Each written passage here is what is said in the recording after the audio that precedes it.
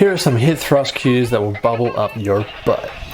Find a bench that's about as high as your lower knees / upper tibia. Make sure the bench doesn't slide back, so make it stable. Sit down, lay legs out flat, put your fingers where your knees are, then put heels where your fingers are. That's your tibia to femur 90-degree position right there at the top of the movement. Place pad on bar for comfort. Wheel it over your legs to your hips, or if smaller bar than put beside you, then gently tip it on your hips.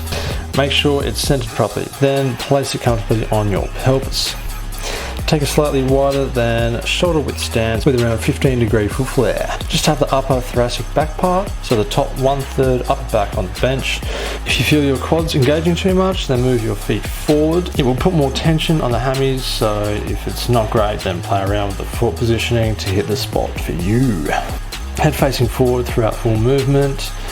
Lift up with hips, and through the movement you gradually posteriorly tilt your pelvis.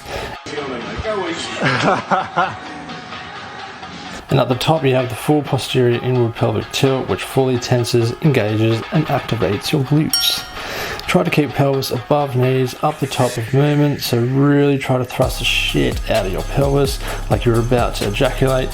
I mean mate, bang your date. Yeah, you get the idea. For an intensity technique, hold and squeeze for a second or 3 up the top. If you are going for more strength, then no hold is fine. From there, lower back down slowly and controlled while keeping the eccentric tension on the glutes as it lowers.